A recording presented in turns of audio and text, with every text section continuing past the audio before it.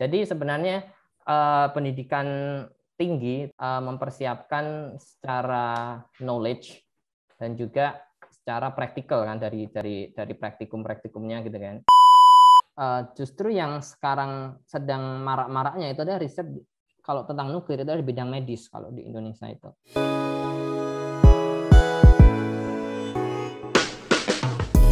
Hai, dari COBC Inisiatif, aku Harun Ardiansyah dan ini adalah season ketiga dari podcast Bicara Nuklir.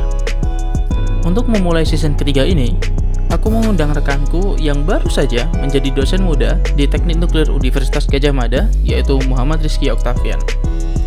Mas Rizky saat ini sedang menyelesaikan studi S3-nya di Purdue University di Amerika Serikat. Di kesempatan ini, kami ngobrol tentang pilihannya untuk menjadi dosen muda di UGM, bagaimana pentingnya computer science untuk teknik nuklir, risetnya mengenai reaktor generasi keempat, dan masih banyak lagi. So, let's check it out.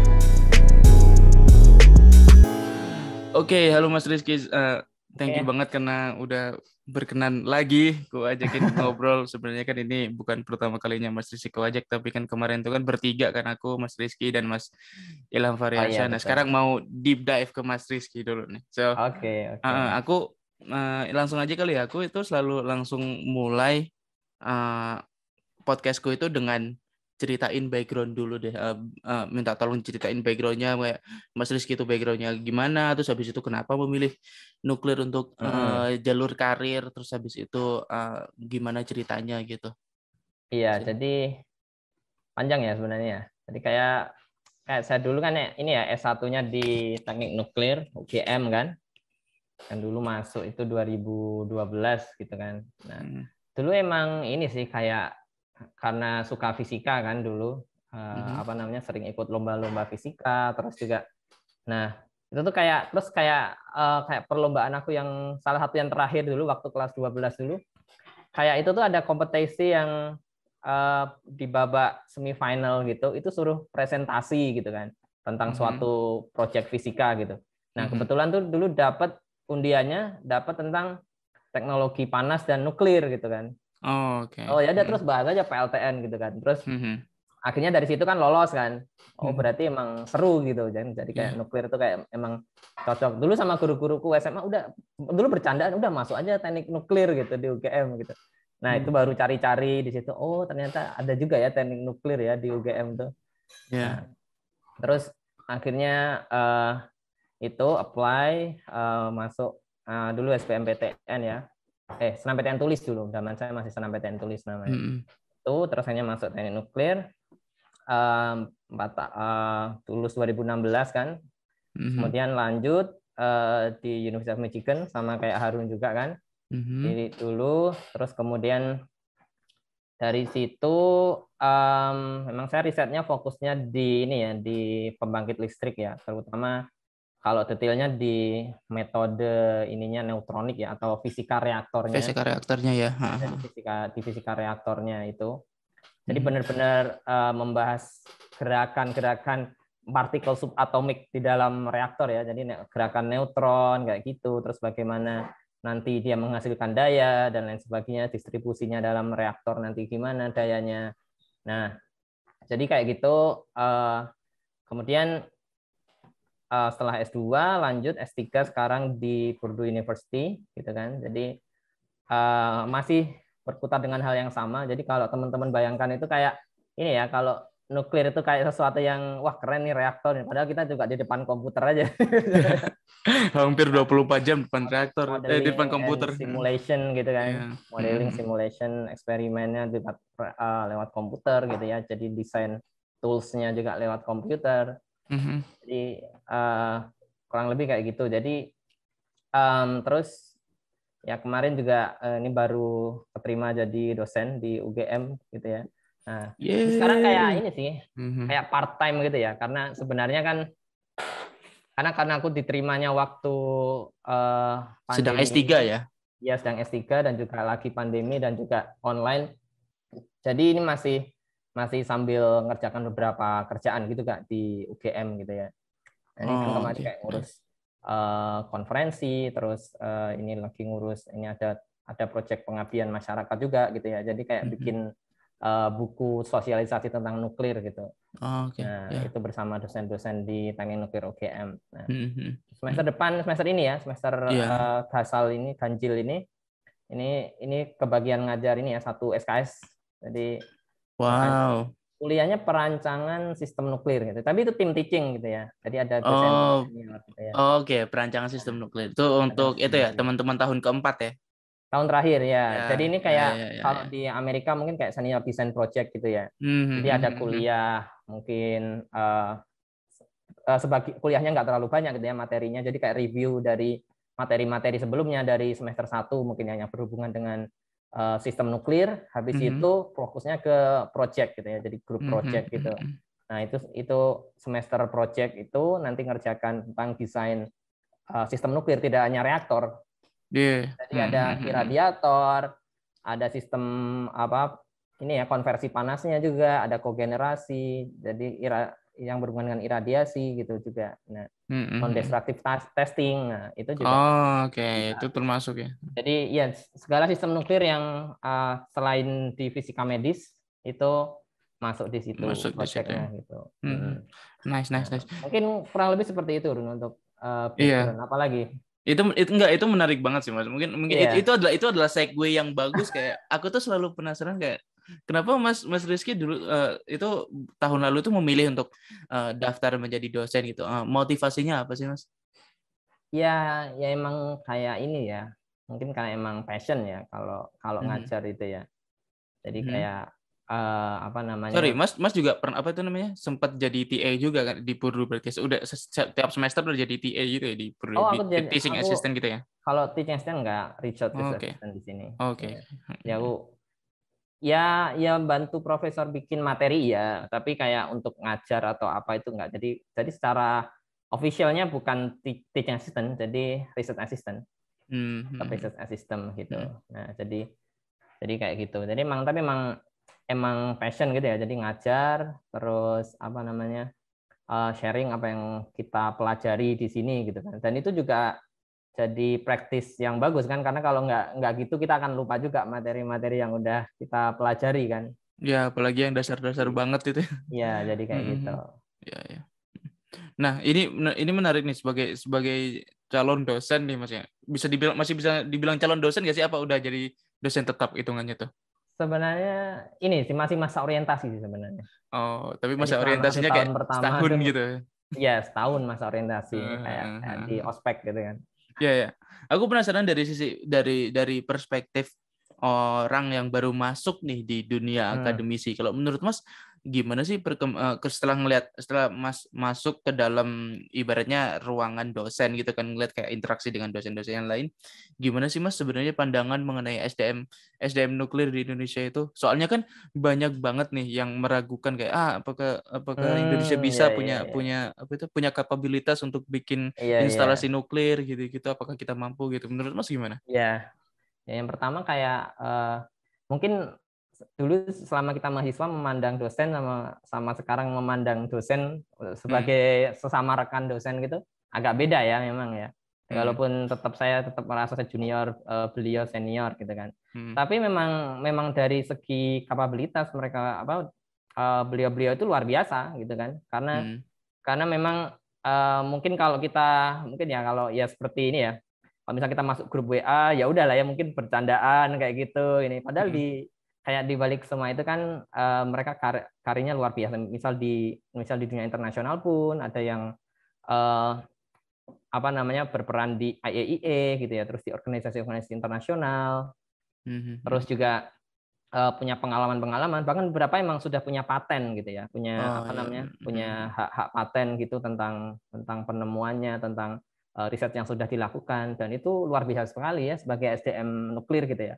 Jadi hmm, hmm, bukan bukan hanya level nasional, tapi kan mereka juga juga ini beliau-beliau itu juga udah punya banyak prestasi dan juga udah dikenal di dunia internasional gitu kan. hmm, Jadi kalau melihat dari SDM nuklirnya itu seperti itu. Sebenarnya kalau kalau dari segi kualitas sebenarnya udah luar biasa gitu kan. Jadi hmm, hmm, misalnya di teknik UGM ya ada yang ahli limbah radioaktif, ada yang reaktor gitu kan, ada yang juga yang ahli di fisika medis, di bagian di iradiasi juga gitu ya. Itu macam-macam gitu ya. Jadi kalau dibilang tentang SDM nuklir Indonesia, kita udah punya dari lama ya sebenarnya ya, karena dari tahun 80-an kan. Kita udah punya teknik nuklir dan juga udah banyak alumninya juga. Nah, jadi seperti itu. Sempat berinteraksi dengan mahasiswa-mahasiswa nggak, Mas? Sama ini. Sekarang sih so far sih hanya yang di luar akademik ya, maksudnya hanya di kemarin itu panitiaan konferensi kayak gitu ya. Terus juga yang pengabdian masyarakat tadi. Nah, itu jadi baru sebatas itu sih mungkin untuk akademiknya baru akan ini nanti ya kalau mulai ngajar. Aku penasaran juga di sana nanti ya. Aku penasaran aja gimana Mas memandang kayak ini si mahasiswa ini loh kan, mahasiswa ini kan kayak ya kita pastinya visinya teknik nuklir itu kan membentuk membentuk SDM nuklir yang kompeten gitu kan. Tapi apakah dengan kegiatannya, dengan prosesnya, apakah memang SDM nuklir itu benar-benar SDM nuklir di Indonesia itu benar-benar terjamin gitu kualitasnya, atau for lack of better words gitu kan, kayak terjamin kualitasnya gitu. Apakah mereka punya kemampuan yang sama dengan lulusan teknik nuklir di luar negeri gitu, dan apakah mereka kalau misalnya dari S1 gitu langsung dimasukin ke fasilitas nuklir tuh apakah mereka mampu gitu bersaing gitu? Menurut Mas ada pandangan nggak Mas di situ? Kalau pandangan saya sih sebenarnya mampu aja, karena kurikulum itu kan juga disusun berdasarkan standar yang sudah disusun di luar negeri juga ya. Mungkin termasuk di Amerika, di Korea, di Jepang, dan juga beberapa negara-negara Eropa seperti itu mungkin, dan Asia gitu. Jadi kalau dari segi kurikulum dan juga mungkin materi pembelajaran sebenarnya sama aja. Mungkin Harun juga merasakan ya, mungkin dulu S1 belajarnya materi itu gitu ya. Mungkin teman-teman di Michigan atau mungkin di kampus yang sekarang itu kan juga belajarnya materi yang hampir sama gitu kan. Nah, jadi sebenarnya kalau dari segi materi kan sudah cukup kan. Nah, cuma nanti ketika lulus memang kita tidak bisa langsung diterjunkan langsung gitu kan. Tapi harus melalui sertifikasi operator kan. Itu yang harus dipahami kan. Mungkin misal jadi operator di reaktor kan. Nah, itu yang harus.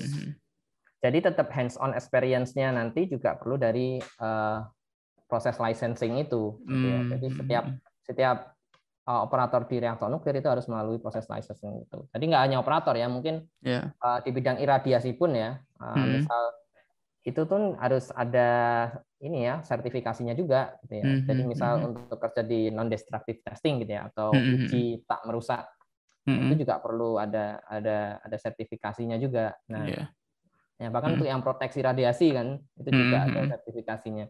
Jadi sebenarnya pendidikan tinggi itu S1 misalnya itu kan mempersiapkan secara knowledge dan juga secara praktikal kan, dari praktikumnya gitu kan.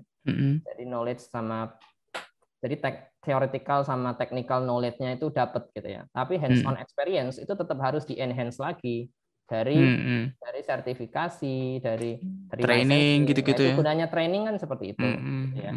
Nah, karena materi kurikulum itu kan cukup broad ya. Jadi kayak luas ya. Luas banget, dan juga dan padahal di pekerjaan itu mungkin yang dipakai hanya sebagian dari itu kan. Nah, tapi itu sebagai basisnya untuk kita melakukan pekerjaan itu, misal untuk trainingnya kan. Misal kalau untuk operator reaktor nuklir kan, memang yang kita pakai operator, misal kita perlu pahami fisika reaktor, kita perlu pahami analisis reaktor nuklir, bagaimana termohidrolika reaktor nuklir, sistem-sistem daya kayak gitu kan. Mungkin yang tidak terlalu dipakai, misal kayak misal di bidang-bidang lain gitu ya, mungkin iradiasi atau apa. Tapi kan nanti di situ hands-on experience-nya diuji di situ kan. Nah, dan itu kan tapi kita butuh basisnya kan dari knowledge itu kan. Nah, sebenarnya itu.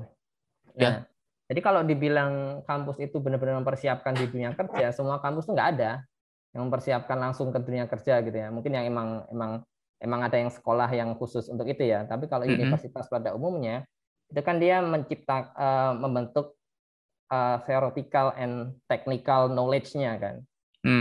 Iya. Jadi itu kita di praktikum tuh pasti ditujukan sesuatu yang sangat sederhana, sangat mudah dan dan pasti selesai. Tapi kan kita prinsipalnya kita paham gitu kan. Tapi untuk real world problem solving, kita kan emang harus tahu problem yang sebenarnya kan. Nah, makanya itu kan training itu dilakukan seperti itu gitu ya. Iya. Dan ini juga yang sering banget jadi salah kaprah gitu ke orang-orang ya, bahwa oke, kalau kayak kalau misalnya mau bikin misal fasilitas nuklir kayak PLTN gitu misalnya, atau bahkan yang mudah kayak apa itu namanya, kayak iradiator gitu, itu kayak habis lulus S1 dari mana, atau dari D3 dari mana gitu, langsung masuk ke situ gitu. Padahal kan sebelumnya untuk membangun fasilitas itu kan pasti ada trainingnya dulu gitu kan. Dan itu nggak cuman ada di industri nuklir doang gitu kan, di semua industri pasti ada kayak gitu. Makanya kan minimal itu kan ketika kita masuk kerja ada istilahnya on job training kan. Nah, paling nggak tuh kita di briefing lah, kita tuh kerjaannya tuh ngapain aja gitu kan. Terus kalau kerjaan yang memang butuh kompleks ininya ya, skillnya, dan juga ini biasanya memang ada training khusus gitu, atau licensing atau sertifikasi khusus gitu kan. Nah, itu sih yang biasanya dipraktekkan kan seperti itu gitu kan.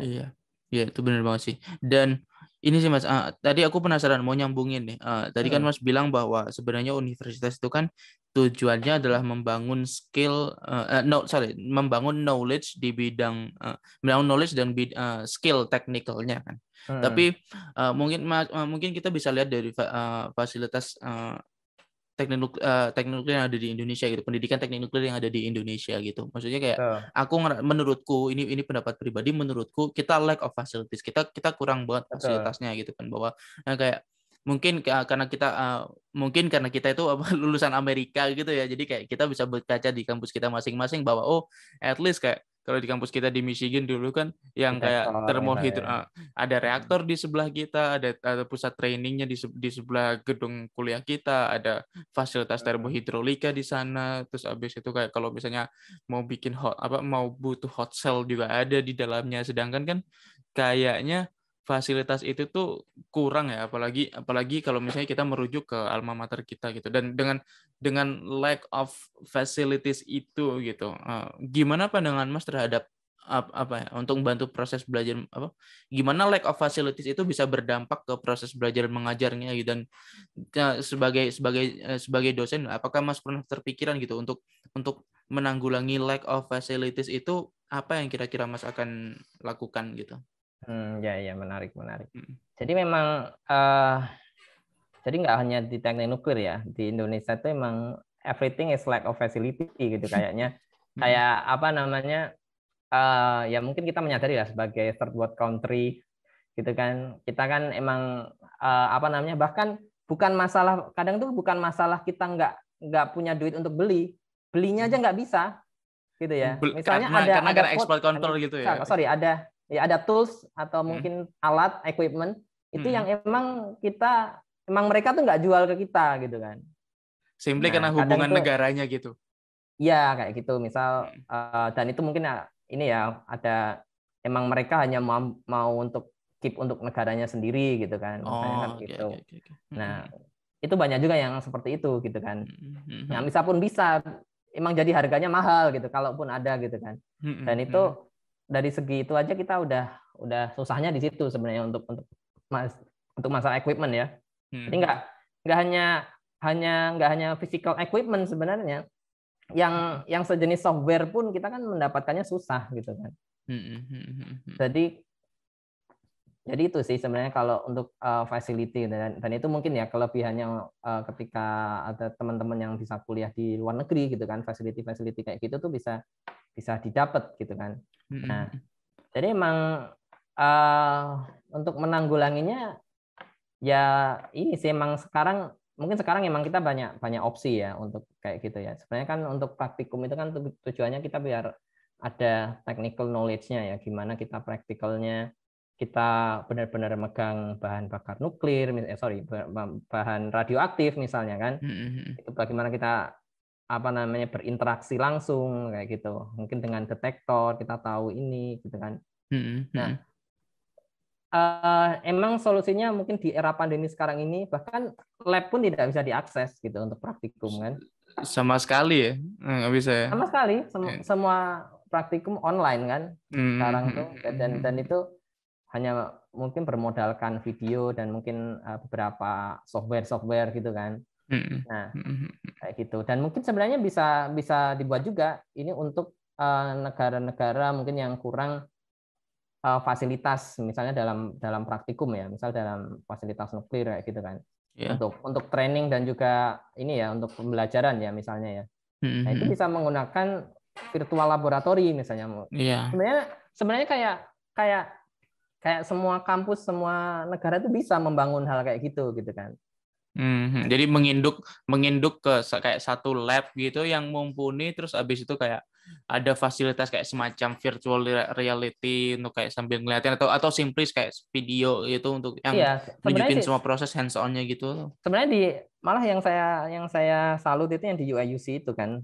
Tapi sayangnya belum benar-benar digunakan di pembelajaran gitu kan, sampai maksudnya di kampus-kampus lain juga belum digunakan. Di UIUC itu mereka punya dari Profesor itu Rizwan Udin. Oh ya.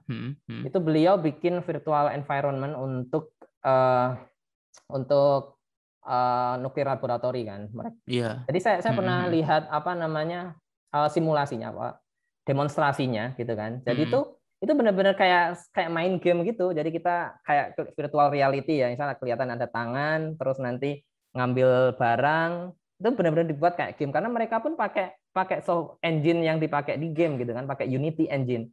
Jadi itu kayak yang dipakai untuk orang building game gitu kan. Iya. Dan itu sebenarnya bisa kita buat kayak gitu, dan itu maksudnya jauh lebih murah dari mendatangkan fasilitas yang mungkin fasilitas nuklir itu susahnya juga dari perizinan kan. Iya. Kalau misalnya dalam nuklir gitu ya. Nah, sebenarnya menurut saya orang di Indonesia tuh mampu untuk buat kayak gitu virtual reality kayak gitu kan. Dan itu bisa diakses secara online. Nah, dan itu sangat membantu sekali gitu ya di era pandemi saat ini gitu kan. Nah, saya kemarin masih coba ngobrol-ngobrol gitu, apakah mungkin sih di UGM dibuat kayak gitu kan. Nah, gimana ini resource-nya, gimana untuk buat kayak gitu. Dan itu lebih efektif menurut saya daripada kita cuma punya satu alat misalnya, dan itu harus gantian gitu kan. Setiap semester itu harus berapa kloter gitu kan jadinya. Kita tinggal nambah server aja kalau mau nambah mahasiswa itu, berapapun gitu ya. Iya, dan itu bisa dibuat yang nggak terlalu berat gitu kan. Tapi tetap physical experience-nya tuh ada gitu dari situ. Walaupun misal kita nggak ada virtual reality equipment-nya ya. Misalnya kita nggak punya itunya, tapi kan bisa pakai mouse pakai komputer biasa, pakai sistem touchscreen gitu kan. Itu bisa. Jadi saya benar-benar lihat itu di demonstrasinya Profesor Rizwanuddin itu. Jadi misalnya kayak itu yang ditunjukin kemarin itu kayak praktikum deteksi radiasi kan. Jadi itu ada bahan radiasi. Jadi itu orang itu bisa ngambil dari virtual reality-nya itu, terus kemudian itu terus ditambah ini ya LED ya atau timbal ya. Timbal shielding itu kan. Jadi nanti dilihat radiasinya berapa gitu. Dan itu detektornya itu emang dibuat biar dia seperti bekerja seperti detektor yang ini. Jadi ada sistemnya sama ya, randomize, terus ada angka-angkanya itu dibuat sama. Dan itu kan emang sesuatu yang bisa kita kerjakan di komputer, maksudnya kita handling gitu ya di programmingnya ya. Misal kalau ada bahan radiasi ini kekuatan atau dosis radiasinya segini gitu kan, exposure-nya segini, nanti kan dia bisa ke-record berapa count-nya gitu kan. Yeah. Jadi dan itu di-randomize di ininya itu bisa, maksudnya kayak dibuat biar secara teori fisiknya itu dapat gitu. Nah, itu mungkin salah satunya ya. Mungkin kalau sekarang emang kita semuanya emang tidak siap, tiba-tiba ada COVID-19 pandemi, semuanya harus pindah ke online, infrastruktur belum siap. Tapi ada dampak positifnya juga sih. Jadi semua orang jadi mempersiapkan infrastruktur untuk bisa online gitu kan ya. Iya, betul. Jadi di daerah-daerah tertinggal itu mulai dipasangin jaringan internet. Iya. Jadi bisa mengakses. Itu yang dibilang yang faktor utama transformasi digital di Indonesia adalah COVID-19. Iya sih, benar sih, itu kayak benar-benar disrupting banget sih. Jadinya ya kita terpaksa harus moving forward ke online semuanya gitu. Jadi UGM tuh dari dulu udah ada rencana itu untuk istilahnya hybrid learning kan. Jadi sebagiannya itu nanti online, sebagiannya in person gitu kan. Kayak mungkin 40% online, 60% in person gitu kan. Nah, jadi online-nya itu bisa yang yang synchronize kayak kita video call gini atau Zoom conference meeting atau kayak gitu. Itu kayak gitu. Cuma ternyata tiba-tiba ada COVID itu jadi malah dipercepat semuanya akhirnya. dipercepat kan. Jadi kayak gitu sih. Yang dulunya terbengkalai karena banyak juga yang masih mungkin Bapak Ibu dosen yang masih prefer yang benar-benar in person gitu kan ya. Iya. Gitu. Aku juga sih, maksudnya kayak nggak ada yang bisa mengalahkan semua orang in emang person lebih sih. suka in person gitu kan. Nah, walaupun sekarang kita udah mulai nyaman terbiasa ya untuk dari rumah ya kan, kita udah kebiasaannya kayak gitu, walaupun ini Senin ini harus kita balik lagi ke kampus. Iya, itu dia.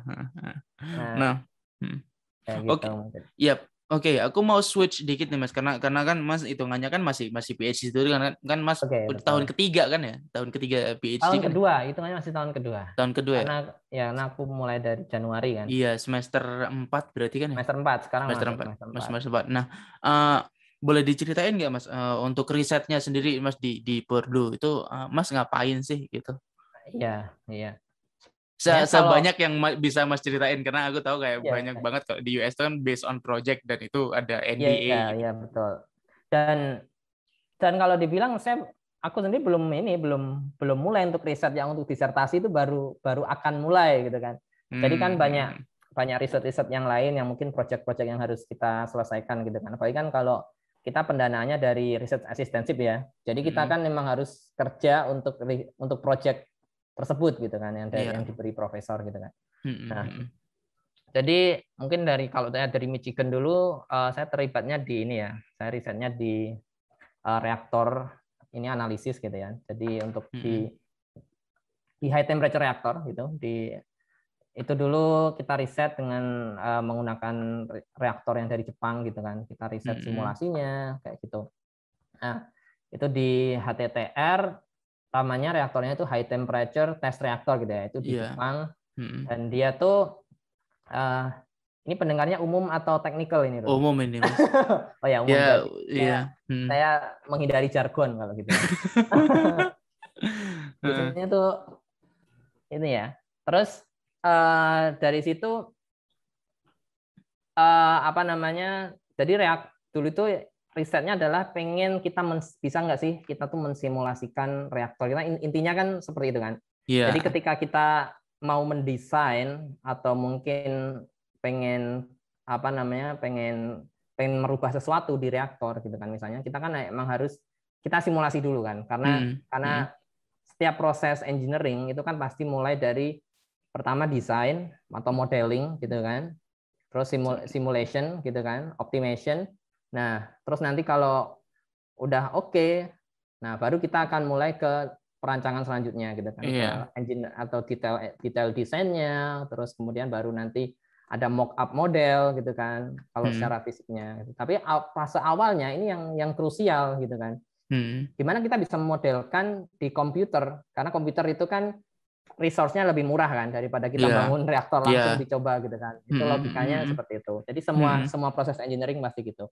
Dan itu yang selama ini sampai hari ini juga ini masih saya lakukan, dan juga mungkin semua teman-teman PhD itu kebanyakan kerjanya seperti itu ya. Jadi modeling, simulation, optimization, ulangi lagi gitu kan sampai ketemu hal yang diinginkan seperti itu sesuai dengan requirement desainnya. Nah, jadi dulu itu saya S2 seperti itu, HTTR, kemudian sempat juga ke fast reactor program gitu kan. Jadi harus, dan itu benar-benar membuat tools-nya gitu ya, atau software-nya yang akan digunakan untuk riset reaktor gitu. Kemarin udah dipresentasikan konferensi beberapa kali itu untuk fast reaktor. Yang HTTR dulu kemarin ya, baru summer kemarin itu di HTR 2021 itu. Jadi yang riset dari master itu baru dipublikasikan sekarang gara-gara apa? Konferensinya mundur ya. Iya, konferensinya mundur setahun. Iya. Setahun lebih itu ya. Nah, jadi itu. Jadi ya terlibat di situ, dan ini kebanyakan proyeknya dari US NRC ya, atau Bapeten petani Amerika. Karena mereka ingin menguji suatu desain sebelum mereka mengeluarkan persyaratan untuk lisensi, gitu kan. Nah, itu kan pentingnya di situ. Jadi mereka menguji desain dan juga mereka harus menguji tools-nya, maksudnya peralatan atau software yang akan digunakan untuk menguji desainnya itu kan harus diverifikasi dan validasi kan. Itu dia. Terus-menerus. Itu juga fase yang penting ya, verification and validation gitu. Jadi sebelum kita menentukan apakah kita bisa mendesain suatu hal, alat kita tuh harus diuji dulu. Harus diuji gitu dulu, kan. ya betul. Ya namanya verification and validation.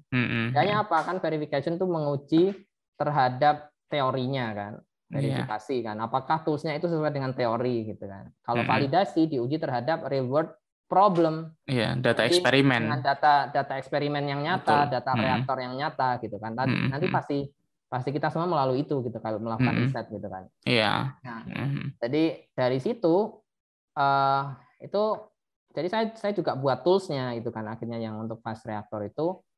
Terus dari situ diuji apakah dia dibandingkan mungkin dengan tools yang lain, dibandingkan dengan data yang ada di reaktor yang nyata gitu kan, data-datanya itu dibandingkan di situ. Nah, jadi kalau ada ini ya para pendengar yang mempelajari yang sedikit baca tentang reaktor nuklir ya, kan banyak generasinya ya, termasuk yang generasi 4 gitu ya. Terutama yang kita banyak riset itu kan yang generasi 4 itu kan. Dan itu belum banyak dipelajari, maksudnya karena belum ada yang membangun gitu kan. Jadi ya, betul. Itu pentingnya untuk dilakukan modeling dan simulation terus.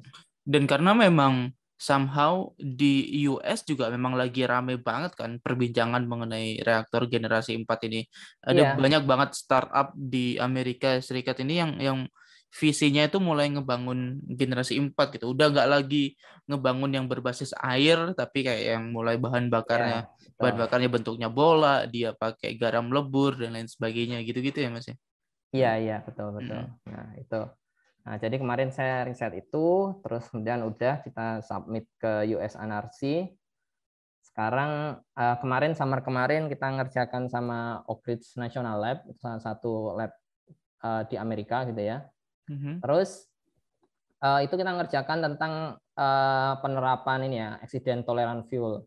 Oh, oke. Nah, jadi ATF namanya, ATF itu adalah rencana untuk desain bahan bakar terbaru.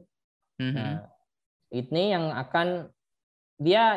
tujuannya adalah untuk accident toleran. Jadi walaupun terjadi kecelakaan separah apapun, bahan bakarnya itu tetap akan kayak gitu kan, nggak akan rusak. Jadi intinya adalah kita meningkatkan melting point atau titik leburnya ya bahan bakar tuh. Jadi kalau dia dipanggang, dibakar kayak apapun dia nggak akan cair gitu kan. Dan juga meningkatkan kekuatannya ya, maksudnya biar nggak gampang brittle atau gampang hancur gitu ketika dia kena pressure kan. Nah, karena pada kecelakaan nuklir itu dimungkinkan ada tekanan yang sangat tinggi gitu ya, misal dari uapnya atau bagaimana kan. Ketika suhu naik, uap makin terkumpul itu akan ada pressure yang sangat tinggi gitu. Nah, itu penanggulangannya dengan accident tolerant fuel gitu kan. Dan juga itu memang ditujukan awalnya untuk reaktor-reaktor yang sudah ada gitu ya. Jadi reaktor yang berpendingin air. Nah, itu akan digunakan di situ. Karena reaktor-reaktor yang sekarang kan memang masih pakai yang lama. Dan nanti dan juga nanti akan ditambahkan lagi namanya extended enrichment fuel. Jadi untuk meningkatkan fuel economics gitu ya. Jadi dia meningkat, Mas. Dia berarti meningkatkan enrichment juga. Nah, sekarang kan enrichment yang digunakan atau pengayaan uranium 235 ya kan? Itu kan yang digunakan di reaktor yang sekarang itu kan hanya sekitar 3-5%. Yang berbasis air ya. Berbasis air ya. Itu hanya digunakan 3-5% gitu ya. Nah, untuk reaktor riset kan memang lebih tinggi, tapi yang kita gunakan untuk reaktor daya kan kita harus menggunakan yang seekonomis mungkin gitu kan. 3-5% dan juga bisa diisi ulang setiap 18 bulan kan, atau 1,5 tahun. Nah, jadi kalau teman-teman bayangkan reaktor nuklir itu enak, isi ulangnya cuma 1,5 tahun sekali gitu kan. Dan itu yang diisi hanya sepertiganya aja yang diganti bahan bakarnya kan. Ada yang cuma seperempat. Iya, 3 kali tergantung full berapa cycle cycle kan. Iya, ada yang 3 cycle, ada yang 4 cycle kan. Jadi Jadi itu jadi semua bahan bakar nggak diganti, jadi hanya sebagian aja gitu kan. Jadi ada nanti itunya. Itu pindah posisi gitu-gitu. Pindah posisi gitu kan. Ah, Terus shuffling kan namanya. iya. Nah, itu Iya. kemarin kita juga memodelkan itu kan, shufflingnya itu gimana kalau reaktor yang sekarang itu nanti diganti ke situ, ke ATF itu, dan juga extended enrichment. Nah, jadi rencananya kalau dengan extended enrichment itu nanti bisa cycle-nya atau siklus penggantian bahan bakar nanti itu bisa diperpanjang sampai 24 sampai 36 bulan. Oh, itu udah major banget tuh. 2 sampai 3 tahun baru diganti gitu kan.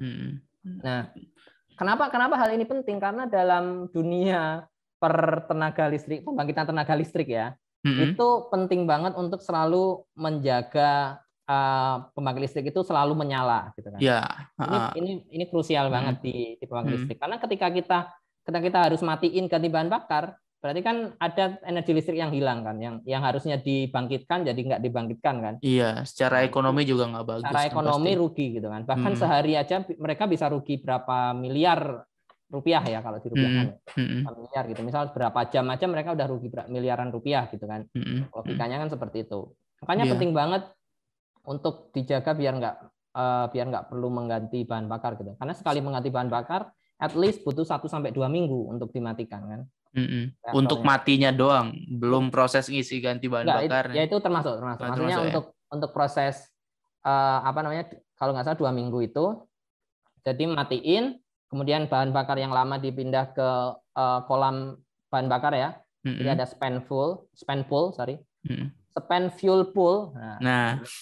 Spent fuel storage ya. Biasanya disingkatnya itu. Terus di shuffle, dimasukin yang baru. Nah itu belum bisa dihidupin dulu, kan tunggu dia cool down dulu kan. Iya benar. Tunggu reaktornya cool down, terus ada xenonnya neutron fusion itu harus segera hilang gitu kan. Nah, itu baru bisa dinyalain lagi. Iya. Kalau enggak nanti terjadi yang kayak Chernobyl. Kayak Chernobyl benar. DE-nya nggak naik, tapi begitu naik udah kepaksa jauh banget. Jadi itu harus ditunggu dulu berapa hari, baru kemudian bisa dinyalain lagi, kembali ke kritis lagi.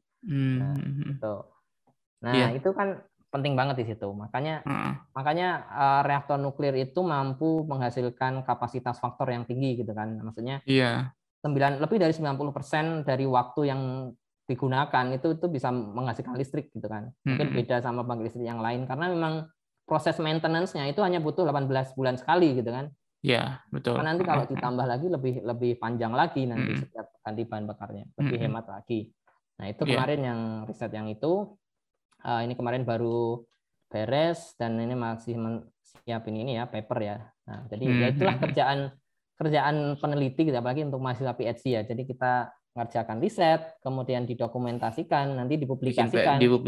Ya, gitu. Repeat again gitu, udah gitu terus gitu kan. Sampai lulus kayak gitu terus. Ya. Ini baru nanti baru mau ngerjakan untuk yang disertasi kan ini mulai semester ini kan. Iya. Nah, itu kan Mas tadi cerita bahwa Mas sempat ikut beberapa konferensi dan juga ikut beberapa pertemuan gitu kan. Kalau Mas ngelihat dari konferensi-konferensi atau pertemuan-pertemuan tersebut, kalau di bidangnya Mas di bidang fisika reaktor tuh apa sih sekarang yang lagi happening dan banyak dibahas banyak dibahas peneliti lain di luar sana gitu Mas? Apakah tentang generasi 4 itukah atau yang mana gitu Mas? Yang banyak rame gitu. Betul. Ya emang yang pertama itu ya generasi 4 gitu ya. Jadi karena banyak juga riset yang mengarah ke situ gitu kan. Nah, terus generasi 4 pun sekarang yang masih sering di risetkan yaitu ya fast reaktor sama molten salt reaktor, high temperature reaktor juga gitu. Itu yang 3 itu yang paling sering orang-orang itu teliti gitu ya sekarang ini ya. Jadi kalau di konferensi itu yang paling sering dibahas untuk generasi 4 gitu ya. Terus yang lainnya lagi adalah tentang ini ya computing gitu ya. Jadi bagaimana tadi mensimulasikan reaktor tadi gitu ya agar lebih efisien, lebih efektif gitu. Tapi akurat. Akurat. Jadi logikanya ya, reaktor itu ya kita tuh harus mensimulasikan namanya partikel subatomik namanya neutron gitu ya. Mungkin kalau teman-teman pelajari ini ya tentang tentang atom ya. Atom itu ada elektron, ada proton, ada ada neutron gitu ya. Nah, yang paling penting untuk dikendalikan di reaktor nuklir itu adalah neutron. Karena neutron itu kan nanti menumbuk uranium ya, sederhananya kan yang itu, menumbuk uraniumnya nanti membelah gitu kan. Kalau kebanyakan neutron yang menumbuk uranium, kebanyakan energi yang dihasilkan gitu. Itu juga nggak bagus nanti karena reaktornya bisa dayanya terlalu naik gitu ya. Jadi malah jadi bahaya gitu ya. Ya, tapi kalau terlalu sedikit nanti energinya dayanya semakin turun terus mati reaktornya. Iya. Nah, jadi itu harus diperhitungkan kan itu. Nah, jadi di tipikal untuk reaktor nuklir itu ada sekitar 10 pangkat 13 sampai 10 pangkat 15 neutron per sentimeter per detik. Iya. Sentimeter square ya, sentimeter persegi per detik. Jadi dalam satu kota ini ya, ini tuh udah ada itu triliunan lebih ya. Triliunan nggak tahu. 10,13 loh pokoknya itu banyak kuadriliunan nuklir neutron itu yang menembus 1 cm persegi bidang gitu kan. Nah, itu dalam reaktor nuklir dan itu kita harus memodelkan itu dengan akurat dengan komputer kita yang cuma RAM-nya berapa gigabyte ya. Iya. Kan? Dengan begitu banyaknya komponennya juga di dalamnya. Ya, dengan gitu begitu banyak komponen dan itu reaktor itu gede, maksudnya dia paling enggak diameternya 3 meter, tingginya 3 meter. Ya kan? Yang standar tuh. Iya, itu yang standar segede itu kan, maksudnya tinggi kan, gede gitu kan. Dan itu kita harus modelkan dengan akurat. Gitu. Belum lagi interaksi-interaksi lain ya dengan bahan bakar, dengan batang pengendali, dengan moderator. Dan ini jadi bahasan yang masih sangat hangat gitu ya untuk dibahas gitu ya. Makanya kita butuh parallel computing. Jadi bagaimana kita bisa menggunakan lebih dari satu CPU atau lebih dari satu prosesor untuk mengerjakan satu problem. Ini prinsipnya adalah divide and impera gitu kan. Jadi divide and conquer. Di mana kita bisa membagi-bagi masalah yang besar menjadi masalah-masalah yang kecil. Dan itu kita bisa taklukkan gitu kan. Nah, itu ya bukan hanya Belanda menaklukkan Indonesia. Jadi divide and conquer ini adalah prinsipnya dari parallel computing. Dan sekarang itu banyak banget yang sedang meneliti itu untuk tidak hanya di nuklir ya, tapi juga di banyak hal gitu. Makanya mungkin teman-teman yang sekarang nggak hanya yang belajar tentang teknik nuklir, tapi yang belajar untuk yang lain itu penting banget untuk belajar computing juga kan, belajar komputer paling nggak paham dasar-dasar ini penggunaan mungkin paralel computingnya untuk programming dan lain sebagainya. Karena di era sekarang itu semua riset nanti akan berbasis pada computing kan? Betul. Nah, untuk mengoptimasi itu prosesnya dan mempercepat gitu kita butuh itu gitu kan. Kita butuh banyak sekali prosesor gitu. Bahkan sekarang niatnya adalah untuk exascale kan. Jadi sampai lebih banyak lagi. Bukan hanya giga, bukan hanya tera tapi atasnya lagi ya. Jadi atas lagi bagaimana bisa menghitung sampai sebanyak itu gitu kan. Nah, apalagi bidang komputasi kita itu kan bukan agak beda ya dengan apa itu kayak bukanlah kayak machine learning, meskipun bisa sebenarnya digabungin dengan machine learning yang kayak dia ngelatih komputer gitu kan. Kita kan merely data analysis tool gitu kan, kayak gimana caranya kayak tujuan kita menggunakan komputer itu kan supaya melakukan perhitungan lebih cepat gitu kan, dan dengan akurasi yang lebih baik gitu kan Mas ya. Iya, sekarang problem-problem saintifik itu nggak bisa kita hanya selesaikan dengan komputer kita aja, maksudnya personal komputer gitu kan. Tapi problemnya tuh sangat kompleks gitu kan. Mungkin kalau teman-teman cuma ngelihat wah ini kan cuma persamaan ini diferensial gitu ya. Tapi padahal dari diferensial itu kita harus mempertimbangkan banyak hal kalau mau kita selesaikan gitu kan secara numerik kan. Kita selesaikan dengan metode numerik. Dari metode numerik itu kita butuh perhitungan yang sangat banyak kan dari situ gitu ya, untuk mencapai hal yang akurat gitu kan. Jadi dan itu menurut saya yang harus persepsi kayak gini yang harus dikembangkan di Indonesia, karena di Indonesia itu riset komputasi itu masih dipandang sebelah mata gitu kan. Nah, jadi kayak ini itu kayak cuman bidangnya computer science doang gitu ya. Iya, dan itu kayak maksudnya kayak ini orang ngapain sih, kayak nggak kelihatan kerjanya, hasilnya gitu. Kan misal kalau sekarang riset misalnya kita ke mana gitu kan, terus meneliti benda ini gitu kan, nah itu kelihatan. Terus atau mungkin kalau engineering itu orang bayangannya berhasil membuat alat ini, membuat benda ini gitu kan. Tapi ada ada hal yang jauh lebih penting dari itu gitu kan. Jadi harusnya kita untuk universitas atau lembaga riset itu adalah menciptakan itunya, modeling and simulation-nya itu bagaimana nanti untuk pengerjaan untuk bendanya yang langsung itu Jadinya diserahkan ke kayak gimana ya? industri gitu Iya. kan. Jadi emang harusnya seperti itu. Dan ini apa namanya paradigma seperti ini yang harus dikembangkan juga di Iya. teman-teman peneliti gitu kan. Terutama Iya. yang mungkin di Indonesia itu yang harus dikembangkan seperti itu. Jadi riset komputasi itu juga sangat penting sekarang di dunia yang sekarang ini kan. Kita kan berbasis apapun berbasis komputasi gitu. Ya, dan bukan hanya yang bidangnya computer science atau data engineering atau yang berkaitan dengan computer related gitu, tapi basically semua gitu. Bahkan teknik sipil kalau misalnya mau butuh simulasinya pakai AutoCAD ya, mereka kalau misalnya sistemnya gede banget ya tetap aja masih harus pakai parallel computing juga gitu kan untuk nyelesain finite difference-nya gitu-gitu. Finite elemennya gitu-gitu. Iya, jadi emang itu tuh jadi tools yang harus dikuasai semuanya sekarang ini gitu kan. Jadi karena semuanya kan memang harus menggunakan tools itu kan gitu ya.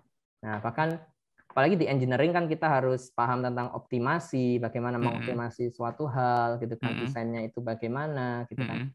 Dan itu emang kita harus paham machine learning untuk optimasinya gimana gitu kan, untuk ini. Kan biasanya sering dipakai kan machine learning, AI dipakai untuk mengoptimasi problem. Nah, dan itu yang penting juga untuk dipelajari gitu kan. Karena ya seperti itu mungkin. Iya, tadi aku menarik untuk itu sih, ya, nyinggung tadi tentang kita sempat nyinggung juga sih tentang apa itu namanya riset di Indonesia gitu kan, bahwa ada beberapa topik riset yang mungkin dipandang sebelah mata gitu. Tapi aku mau narik kayak secara umum gitu, kalau menurut Mas Rizky gitu. Kalau riset yang berkaitan dengan teknologi nuklir gitu, atau perkembangan teknologi nuklir di Indonesia gitu, menurut Mas kayak gimana sih sekarang? Apakah kita menuju ke arah yang benar atau apakah kita masih stagnan atau kayak gimana, Mas? Bukan cuman tentang reaktornya kali ya, tapi lebih secara umum gitu. Iya, betul. Nah, kalau sepengetahuan saya untuk yang justru yang sekarang sedang marak-maraknya itu adalah riset kalau tentang nuklir itu adalah di bidang medis kalau di Indonesia itu. Energi itu sebenarnya kita udah siap sebenarnya, cuma emang kita harus energi itu sangat tergantung dengan kebijakan pemerintah kan untuk pemanfaatan energi gitu kan. Tapi yang sekarang terus meningkat adalah kebutuhan tentang kedokteran nuklir gitu kan. Jadi rumah sakit di Indonesia itu memang harusnya itu sudah minimal setiap provinsi ada kedokteran nuklir gitu kan. Nah, atau setiap kota besar lah gitu kan. Dan itu udah semakin marak gitu kan. Nah, dan itu menurut saya yang paling pesat itu yang dan juga pemanfaatan ini ya isotop medis yang dibutuhkan untuk medis gitu kan. Jadi pembuatannya bagaimana itu juga hal yang penting untuk dilakukan. Yang kedua adalah iradiasi. Kalau di Indonesia iradiasi, non destructive testing itu udah dari dulu digunakan di perusahaan-perusahaan di Indonesia untuk mendeteksi kebocoran gitu kan. Jadi uji tak merusak gitu kan. Jadi kayak simpelnya kita sinari ini ya, misal join pipa atau maksudnya sambungan pipa gitu, kita sinari, terus kemudian nanti kita cek apakah dia ada kebocoran atau enggak dari situ gitu kan, dari imagingnya kan dari situ gitu kan. Nah, prinsipnya kayak gitu. Nah, terus kalau selain itu iradiasi kan bisa yang juga sekarang digunakan ini ya untuk membentuk bibit unggul. Iya, untuk pertanian ya. Pertanian kan, membentuk bibit unggul untuk pertanian. Nah, itu juga lumayan pesat gitu kan, karena Batan juga punya banyak dan mereka udah bekerjasama dengan Kementerian Pertanian. Mereka punya bibit unggul beras, mereka punya bibit sorghum dan lain sebagainya.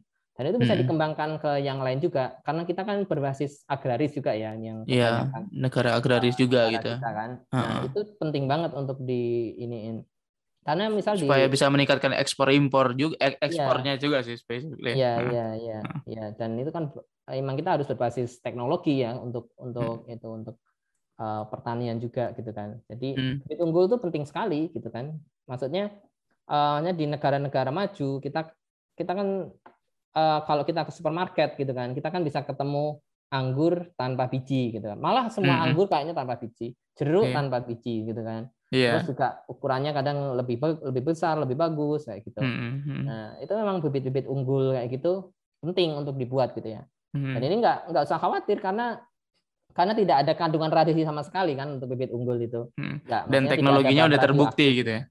Dan ini yang mungkin yang ditakutkan banyak orang kan karena ini hasil rekayasa secara nuklirnya gitu kan. Itu kan takutnya mengandung zat-zat nuklirnya gitu kan, secara radiasinya. Padahal sebenarnya enggak kan. Karena proses bibit unggul kan setelah kita sinari, kita tanam, terus kemudian benihnya, terus kita lihat sifatnya, genotipnya ya, fenotipnya apakah dia sesuai, terus nanti diambil lagi, kalau yang bagus dikawinkan dengan yang bagus juga, terus sampai jadi galur murni kan, jadi sampai anaknya sama kayak gitu. Jadi sebenarnya itu udah yang jadi bibit unggul itu udah peranakannya gitu ya, dari benih yang diiradiasi itu gitu kan. Juga iradiasi digunakan ini ya sebagai pengawetan makanan untuk ekspor impor. Nah itu tadi buah misalnya yang sebelum diekspor diiradiasi dulu biar untuk mencegah bakteri tumbuh lagi gitu kan. Iya. Itu juga itu. Kan ada yang baru dibangun di Enserna ya, di mana Gresik ya. Di Gresik iya. Iradiator itu. Iradiator X-ray ya. Itu kan bisa dibangun gitu. Dan juga yang ada di Serpong tuh iradiator gamma merah putih itu juga. Iya. Kalau masalah riset pembangkitan energi maksudnya untuk pembangkit listrik atau untuk reaktor di Indonesia kan kita udah punya 3 reaktor riset itu udah dari lama banget kan. Jadi untuk kemampuan untuk mengoperasikan reaktor, kemampuan untuk riset di reaktor itu udah lama sekali kita kuasai gitu ya, mungkin dari tahun 80-an mungkin ya kita udah kuasai itu. Jadi itu sih kalau untuk riset di bidang energi kita udah bisa itu. Tinggal nanti menunggu kebijakan pemerintah sebenarnya. Kebijakan energi itu. Iya. Terus berarti nih untuk mungkin ini terakhir deh Mas.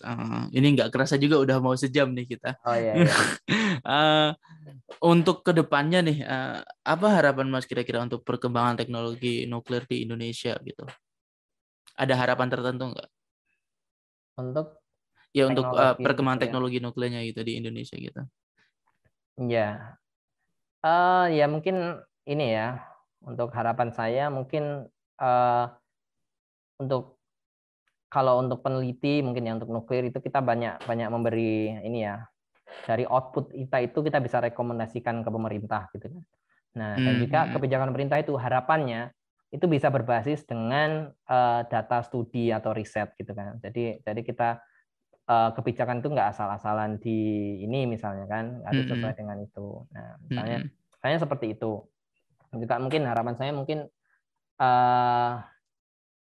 ini ya untuk pengembangan di bidang lain untuk energi nuklir itu tetap harus dilaksanakan karena banyak sekali pemanfaatan nuklir yang bisa kita gunakan gitu ya untuk kesejahteraan untuk warga di Indonesia gitu kan. Jadi nggak hanya di bidang energi tapi juga di bidang-bidang lain itu harapannya terus ditingkatkan gitu kan. Jadi dan tidak lagi dipandang sebagai sesuatu yang mengerikan gitu kan, karena sudah banyak aplikasi-aplikasi yang digunakan, sudah banyak hal yang bisa diterapkan gitu kan, dan itu banyak terbukti nggak hanya di Indonesia juga di negara-negara lain gitu kan. Nah itu harapannya mungkin seperti itu. Nah. Ya, oke deh. Terima kasih banget nih Mas Rizky karena udah berkenan sekali lagi Kojok Ngobrol, dan ini sesuai dengan apa yang aku harapkan. Aku udah punya ada banyak banget yang harusnya kita bisa bahas specifically one by one sama Mas Rizky, dan benar ternyata banyak banget yang udah kita bahas nih. Jadi thank you banget Mas Rizky sekali lagi, dan terima kasih teman-teman sudah mendengarkan, dan sampai jumpa di minggu depan. Bye-bye. Bye.